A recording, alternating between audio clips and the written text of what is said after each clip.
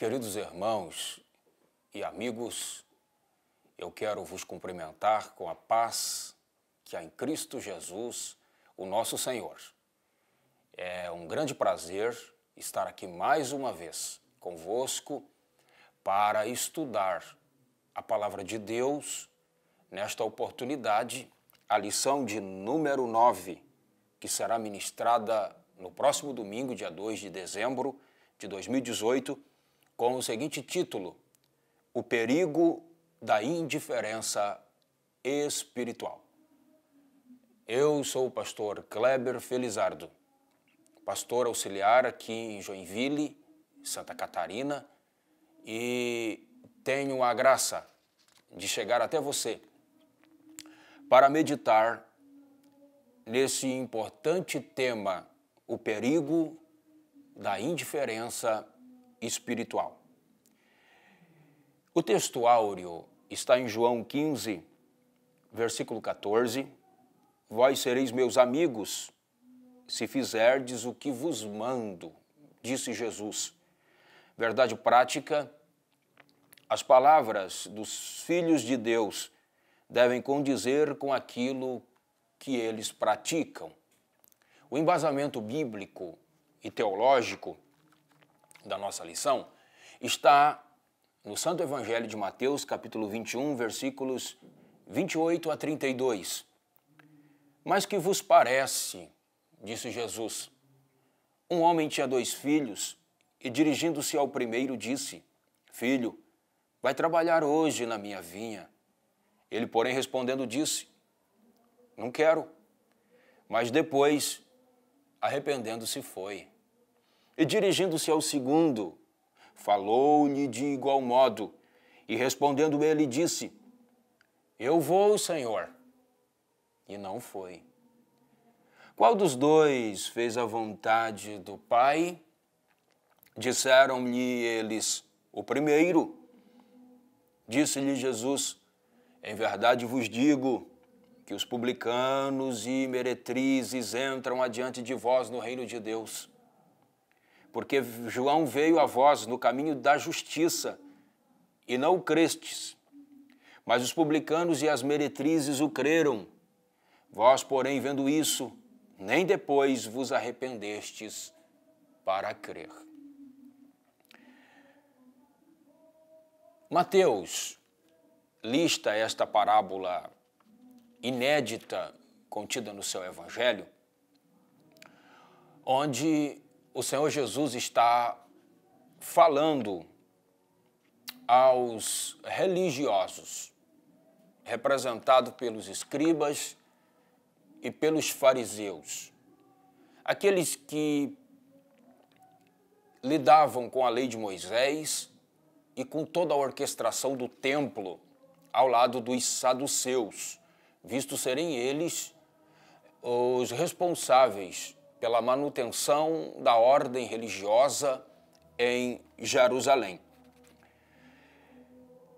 Essas parábolas, porque Jesus, em Mateus 21, ele fala da figueira seca, representando que Israel tinha secado espiritualmente. Ele fala a parábola dos 2 filhos, que têm comportamentos totalmente diferentes. Jesus estava falando que Israel havia se tornado indiferente espiritualmente ao longo do tempo. E a terceira parábola é a dos viticultores maus, mostrando que, ao longo da história, Israel havia se tornado mau, a ponto de, no versículo 45, os próprios escribas e fariseus entenderem que essas 3 parábolas Jesus havia dito a eles. A nossa lição em apreço trata da segunda parábola, onde Jesus começa com uma pergunta para escribas e fariseus. Mas que vos parece? Um homem tinha 2 filhos. Esse homem da parábola é Deus, representa o Senhor, que possui 2 filhos. E disse ao primeiro: Filho, vai trabalhar hoje na minha vinha. E ele disse, olha, eu não vou. Mas depois se arrependeu e foi. Esse homem da parábola se dirige ao segundo filho e diz, filho, vai trabalhar na minha vinha hoje? Ele disse, eu vou, mas não foi. Nos versículos 31 e 32, Jesus faz a aplicação da parábola. Contudo, a aplicação, ela também é precedida por uma pergunta. Jesus disse aos escribas e fariseus, qual dos dois fez a vontade do Pai? E eles, sem hesitarem, responderam, é claro que foi o primeiro. E aí então Jesus faz a tradução da parábola para a realidade em que eles estavam vivendo. E aqui nós encontramos o perigo da indiferença espiritual. Porque o primeiro filho, ele representa os publicanos, que eram judeus que trabalhavam para o governo romano, cobrando impostos dos judeus. Por isso eram tidos como traidores da religião, porque trabalhavam para Roma. E Jesus oferece, então, o evangelho a publicanos. Jesus diz que meretrizes, mulheres de programa, mulheres de baixo calão, pessoas totalmente excluídas da sociedade, representam esse primeiro filho, que dizem não, ouvem a ordem do pai e dizem não, eu não quero trabalhar na tua vinha. Mas depois eles mudam de ideia, ocorre o arrependimento e eles vão trabalhar na vinha do pai. O segundo filho representa Israel, os religiosos, que ouvem a ordem do pai também e prontamente dizem assim, eu vou, mas não foram. E aí o Senhor, através dessa peça teatral, ele consegue tocar nas falhas dos líderes religiosos, mexer na ferida deles e dizer, olha, os publicanos e as meretrizes, os pecadores, os imorais, aqueles que para vocês são considerados lixos, estão entrando adiante de vós no reino de Deus. Queridos, esses dois filhos, eles eram diferentes em tudo. Note, eles eram diferentes nas palavras. O primeiro filho disse, não vou, mas foi. O segundo filho disse, eu vou, mas não foi. Eles eram diferentes no pensamento. Quando o homem disse que representa o Pai, Deus, dizendo, vai trabalhar na minha vinha, o primeiro filho, representando publicanos e meretrizes, disse dentro de si, não vou. Mas depois se arrependeu. Houve mudança de pensamento e foi. O segundo filho, que representa Israel, os religiosos, aqueles que lidavam com a lei de Deus, eles, ao ouvirem a voz do Pai, disseram dentro de si no pensamento, eu vou. Mas houve mudança de pensamento em seguida, porque não foram. Eles também eram diferentes no caráter. O caráter dos publicanos e pecadores foi mudado com o tempo, de mal para bom. O caráter do segundo filho, que representa Israel, também foi mudado. Era um caráter bom e ao longo do tempo foi mudado para mal. E por último, eles eram diferentes na conduta. Porque o primeiro filho disse, eu não vou, mas foi. A conduta foi alterada. E por que a conduta foi alterada? Porque houve arrependimento. Arrependimento é mudança de pensamento. Quando ocorre mudança de pensamento, ocorre também mudança de conduta. E a mudança de conduta é fruto de conversão, porque conversão é a alteração da conduta. Contudo, é impossível haver mudança de conduta sem mudança de pensamento, sem arrependimento, sem metanoia. É a palavra que Paulo usa em Romanos 12:2, transformação de mente, transformação de pensamento. Então, esses dois filhos, eles representam para a realidade da igreja hoje também dois tipos de filhos. Filhos publicanos, filhos meretrizes, filhos pecadores e filhos religiosos. Contudo, essas diferenças são nítidas entre nós. Diferença de palavras, diferença de pensamento, diferença de caráter, diferença de conduta. Essa parábola está nos dizendo que Deus não exige que ninguém venha lhe servir obrigado. Afinal, há o livre-arbítrio dentro do homem. O homem tem poder de escolha, poder de decisão, escolher o que ele quer. Contudo, quando o homem escolhe servir a Deus, amar a Deus, viver a sua palavra, há uma vinha lhe esperando. Há algo que Deus quer colocar em sua mão. Porque a salvação, ela não é apenas para mim, para você. A salvação é para todos. E como filhos de Deus, Deus quer que nós espalhemos a salvação. Afinal, Ele disse: ide por todo o mundo, pregai o evangelho a toda criatura. Israel não fez isso, porque o pecado de indiferença era muito acentuado neles. Eles eram prontos para ouvir. Vai trabalhar na minha vinha? Estou indo, Senhor. Mas não foram. Cumpriu-se Isaías neles. Isaías 29:13. Este povo me honra com os lábios, com palavras. Esse povo é expert em teoria. Na lição anterior, nós aprendemos que sacerdotes e levitas ornamentavam o templo. Eram produtos do templo. Mas eram péssimos em caridade. Eram péssimos em ajudar o próximo.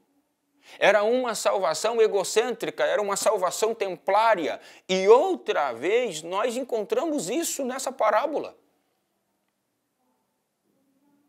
Essa lição, querido professor, deve levar a gente a refletir com a nossa comunidade no domingo pela manhã até que ponto o templo tem nos feito mal. Até que ponto a nossa espiritualidade de fato é bíblica, é cristocêntrica, é humanitária, é caridosa, é ágape. Porque hoje nós nos confinamos tanto ao templo que a gente diz: amém, Senhor, obrigado por falar comigo, eu vou fazer a tua obra. Ok, termina. Não fizemos absolutamente nada. Quantos cristãos que em 2018 não influenciaram sequer uma pessoa para Jesus? Uma pessoa para o Evangelho? Não levaram ninguém em um culto na igreja? Isso chama-se espiritualidade templária. Eu estou no templo com Deus. Quando eu saio do templo, Deus fica no templo. E eu vou sozinho e eu deixo de ser mãos de Deus, olhos de Deus, boca de Deus, corpo de Deus, pés de Deus, aonde eu estou. Por isso, Jesus, ele inicia a parábola com uma pergunta E ao preceder a aplicação, ele também o faz uma pergunta. Porque ele toca num assunto que nós não gostamos. O Senhor toca nas nossas vontades, nos nossos desejos, nas nossas aptidões. Ele dirige essa palavra a nós perguntando qual dos dois fez a vontade do Pai. Porque fazer a vontade de Deus é a maior expressão da nossa adoração. Adorar a Deus não é apenas levantar a mão no culto. Adorar a Deus não é apenas dizer Abba, Pai, como as multidões estão dizendo. Abba, Pai, eu te louvo, eu te adoro. Ok, é uma expressão templária, litúrgica do momento. Fazer a vontade de Deus é a prática ininterrupta da obediência. E aí o nosso textuário, Jesus diz assim, vocês vão ser meus amigos, se fizerdes o que eu vos mando. Em outras palavras, eu vou ter amizade com vocês. Eu vou me relacionar a vocês. Eu vou ser íntimo de vocês. Se vocês cumprirem com a minha palavra. Se vocês obedecerem os meus mandamentos. Afinal, no mesmo contexto de João capítulo 15, versículo 14, esse contexto começa no capítulo 14, começa no capítulo 13 e vai até o capítulo 17, na oração sacerdotal. Jesus diz ali em João, capítulo 14, se alguém me ama, cumprirá, obedecerá, guardará a minha palavra. Mas isso é quem me ama. E eu e o meu Pai viremos morar dentro dele e faremos nele morada. Quando a gente procura fazer a vontade de Deus, cumprir a sua palavra, viver a lei de Deus, Jesus é o nosso amigo íntimo. E o Pai e o Espírito, eles vêm morar dentro de nós. Muitos jovens me perguntam, Pastor Kleber, o que é fazer a vontade de Deus? A minha resposta sempre é a mesma. É não fazer a minha. Se eu não fizer a minha vontade, eu estarei fazendo a vontade de Deus. Porque a minha vontade, ela sempre é oposta à vontade de Deus. E a minha vontade, de alguma forma, ela me escraviza. Me escraviza no engano. Que é o problema dos religiosos. Porque o homem da parábola, que é Deus e que tem uma conotação de pai, ele disse, filho, vai trabalhar na minha vinha hoje. E Israel disse, eu vou. Olha a armadilha. Mas não foi. Que armadilha é essa? Hipocrisia. O primeiro filho não é hipócrita. O primeiro filho, representado por publicanos, pecadores, meretrizes, lixos sociais, eles eram ímpios mesmo, cujo caráter era mau, mas não eram hipócritas. Eram verdadeiros. Eu não vou. Mas depois eles se arrependeram e foram. Israel era hipócrita. Eu vou, Senhor, mas não foi. Havia um divórcio entre o que falavam e o que faziam. Não havia coadunação, convergência entre as palavras e a prática das palavras. E isso é uma grande lição para nós. Até o comentarista da lição, ele trabalha isso no segundo ponto. No terceiro subtópico, as palavras e as ações devem se coadunar. Os discípulos de Cristo são chamados a manifestarem um estilo de vida na qual as palavras e as ações se coadunam. São Paulo disse o seguinte, sede meus imitadores, como eu sou de Cristo. 1 Coríntios 11, 1. Paulo está dizendo isso, pode me imitar. Eu sou exemplo para vocês. A minha vida pode ser traduzida como exemplo. Vocês podem me imitarem, porque eu estou imitando a Cristo.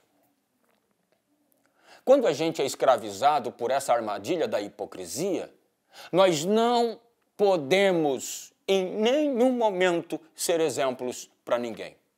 Podemos ser bons pregadores, bons cantores, bons pastores no púlpito, na espiritualidade templária. Mas se lá fora, fora da espiritualidade do templo, na linguagem veterotestamentária, fora da fumaça do templo, se a minha vida não exalar testemunho, simplesmente eu sou um hipócrita religioso. Essa parábola é tão atual para nós que a maior crise que a igreja brasileira vive hoje, em relação tanto a líderes quanto a membros, é essa crise de hipocrisia. Quantos cristãos que não são mais exemplos para ninguém? Quantos líderes que são piores, como disse Paulo, do que os infiéis? Porque são erradicados na armadilha da hipocrisia. Falam uma coisa, mas não vivem.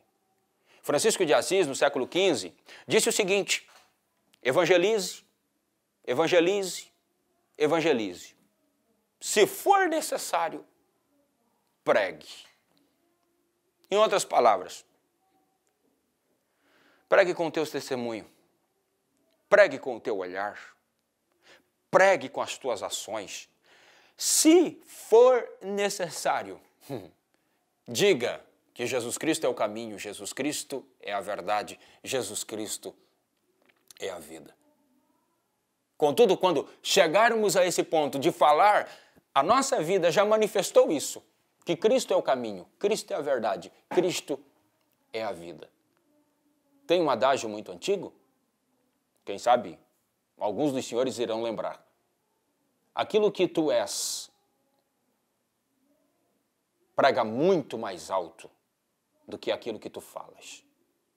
Esse deve ser o comportamento do cristão. Palavras e conduta devem se coadunar. Hoje nós ainda nutrimos um escapismo, eu chamo isso de escapismo evangeliquez. Quando os cristãos dão mau testemunho, os líderes dão mau testemunho, a gente ouve aquela palavra assim: vamos olhar para Jesus. Vamos olhar para Jesus. Queridos, nós estamos na frente do trabalho. Você, professor de escola dominical, você, líder que está me assistindo, você, cristão que está me assistindo, nós somos sal da terra e luz do mundo. As pessoas, sejam elas da igreja ou fora da igreja, elas estão carentes de referenciais, de pessoas para se espelharem. Jesus é espírito. Como eu vou olhar para Jesus? Eu vou ler a sua palavra, eu vou cumprir a sua palavra. A Bíblia será a minha bússola. Eu não vou depender do caráter dos homens para ser salvo. Contudo, o caráter de homens santos me ajudam a eu me aproximar de Cristo. Por isso São Paulo diz: sede meus imitadores. Ele está dizendo isso para uma igreja problemática, para uma igreja que não tinha referencial, para uma igreja que tinha se perdido ao longo do tempo. Apesar de ter passado lá Pedro, apesar de ter passado Apolo, apesar de ter passado o próprio Paulo, eles estavam perdidos. E aí São Paulo disse: não, olhem aqui para mim. Vejam a minha vida com Deus e me imitem. Nós precisamos de pessoas assim. A igreja brasileira carece de líderes assim, que digam: olhe para mim, vejam o meu estilo de vida, vejam a minha piedade. A igreja está precisando de professores assim, de crentes assim. Essa lição reclama a nós uma mudança. Porque toda vez que nós ouvimos a ordem do Pai foi expressa para os dois filhos. E ambos tiveram pensamentos diferentes, palavras diferentes, caráter diferente e conduta diferente, porque a palavra exige de nós uma mudança. Ao longo do tempo, o nosso caráter, ele se transforma em mal, em bom, ou de bom para mal. Por isto, devemos acender o alerta espiritual nessa lição de domingo, avisar a comunidade, avisar os irmãos que nós podemos estar sendo apenas religiosos. Estamos tão religiosos que caímos no pecado da indiferença espiritual. E esse pecado se materializa quando nós não fizemos a vontade de Deus. Nós simplesmente nos abdicamos da sua palavra e fizemos as nossas próprias vontades.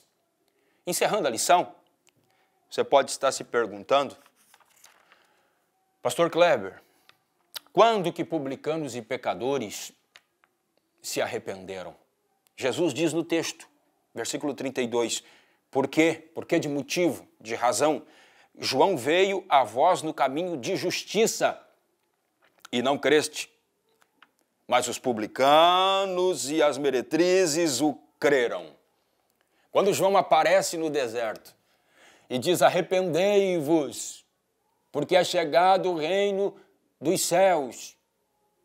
Arrependei-vos, raça de víboras, convertei-vos, já está posto o machado na raiz da árvore.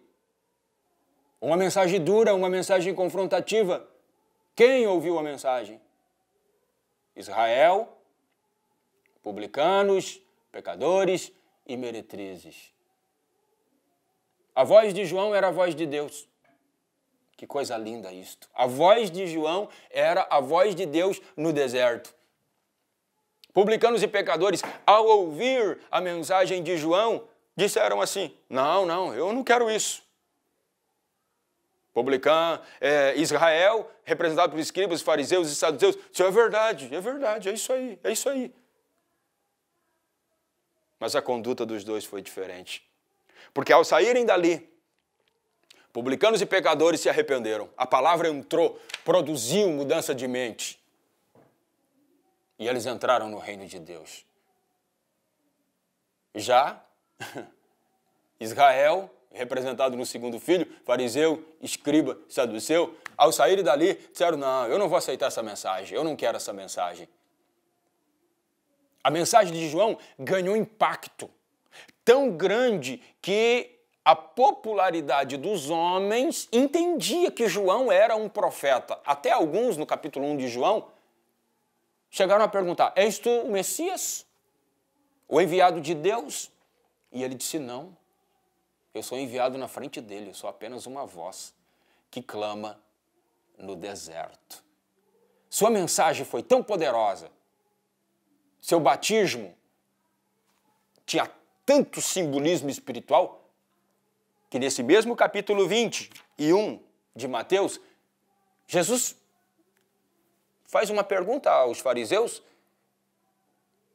ao ser questionado por eles, quando eles querem saber com que autoridade Jesus pregava, aí Jesus devolve a eles com uma pergunta. Eu lhes direi a minha autoridade se vocês disserem se o batismo de João era do céu ou era dos homens. Jesus coloca eles numa encruzilhada, na linguagem coloquial, numa sinuca de bico. Porque se eles dizem assim, se a gente disser que é do céu, aí vem a resposta. Eles não creram. Então eles não creram na mensagem de João. Se disser que é da terra, olha a popularidade. As pessoas têm João como um profeta. Então eles preferem ficar indiferentes. Ou a armadilha da hipocrisia. A gente não sabe. Aí Jesus disse, eu também não lhes direi com que autoridade eu faço isso. Então, publicanos e pecadores ouvem a mensagem do Evangelho e creem. E entram no reino de Deus. Mas tem um detalhe. O versículo 31 diz que entram adiante. Não diz que entram no lugar de Israel. Por quê? Porque a mensagem do Evangelho é inclusivista e é totalitária, é plena, é para todos. Deus quer que todos os homens se salvem. É da vontade de Deus a salvação de todos. Por isso, Jesus, na espiritualidade do Pai, ele diz: meretrizes e publicanos entram adiante de vós no reino de Deus. Entram na frente. Vocês não quiseram entrar, mas a porta continua aberta. E a porta continuou. Porque lá na frente nós vamos ver Saulo entrando no reino de Deus. Quem era Saulo? Um fariseu. Representado aqui no segundo filho, que disse: eu irei fazer a tua vontade, mas não fazia. Até ele disse isso. Eu achava que estava fazendo a obra de Deus, o caminho de Deus, o que Deus queria que eu fizesse, quando na verdade eu estava totalmente equivocado, eu estava lutando contra o próprio Deus. Até que a luz do Espírito iluminou seu entendimento e ele veio para o reino de Deus. Quero concluir com vocês com uma pergunta que você pode também traduzir na sua aula. Que tipo de filho eu sou? Que tipo de espiritualidade eu estou vivendo? Eu sou verdadeiro ou sou hipócrita? Há coadunação, convergência entre aquilo que eu falo e aquilo que eu sou? Essas reflexões devem levar a Igreja do Senhor a pedir a Deus que produza em suas mentes, em seus corações, arrependimento. Arrependimento oriundo do coração de Deus. Aí ele será sincero, ele será pleno, ele será verdadeiro. Ele mudará as nossas atitudes. Desejo que o Senhor te abençoe e que você tenha uma excelente aula no próximo domingo. Um grande abraço. Deus te abençoe.